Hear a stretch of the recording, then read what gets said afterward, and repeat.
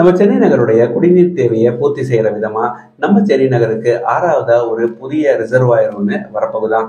இந்த ரிசர்வாயரானது எந்த பகுதியில் வரப்போகுது, இதற்காக எவ்வளவு நிதியை இந்த பட்ஜெட்ல ஒதுக்கி இருக்காங்க அப்படின்ற தகவலை தான் நான் இந்த வீடியோல உங்ககிட்ட ஷேர் பண்ண போறேன். ரெட் ஹில்ஸ், பூண்டி, சோழாவரம், செம்பரம்பாக்கம், கண்ணன்கோட்டை அப்படின்னு சொல்லி நம்ம சென்னை நகருடைய குடிநீர் தேவையை பூர்த்தி செய்யறதுக்காக 5 ரிசர்வாயர்ஸ் நம்ம சென்னையை சுற்றி உள்ள பகுதிகளில் இருக்கு. இந்த எல்லா ரிசர்வாயர்ஸ்லயுமே கிட்டத்தட்ட ஒரு 17.7 டிஎம்சி தண்ணீரை தேக்கி வச்சு நம்மளுடைய குடிநீர் தேவைக்காக அதை பயன்படுத்தி வரோம். 5 ரிசர்வாயர்ஸ் இருந்தாலுமே நம்ம சென்னையுடைய குடிநீர் தேவையானது பூர்த்தி ஆகுதா அப்படின்னு பார்த்தா இல்ல.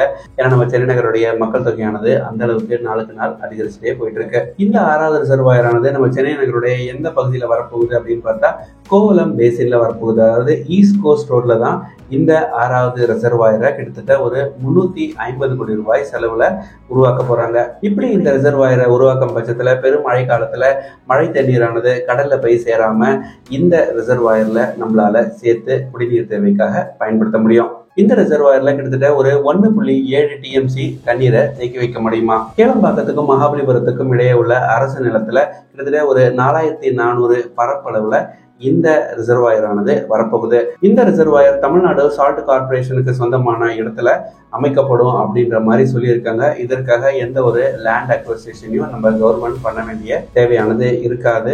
அதனால இந்த ப்ராஜெக்ட் வேகம் எடுக்கும், கூடிய விரைவில் வேகம் எடுக்கும் அப்படின்னு சொல்லி எதிர்பார்க்கலாம். இந்த ஆண்டு பட்ஜெட்ல வாட்டர் ரிசோர்ஸ் டிபார்ட்மெண்ட்டுக்கு ஒதுக்கப்பட்ட 9460 கோடியில 350 கோடி ரூபாயை இந்த ரிசர்வாயரை உருவாக்குறதுக்காக நம்ம கவர்மெண்ட் பயன்படுத்த போறாங்களாம். இதே மாதிரி சென்னையில இருந்த தகவல்களுக்கு மறக்காம நம்ம சேனலை சப்ஸ்கிரைப் பண்ணி வச்சுக்கோங்க. நன்றி, வணக்கம்.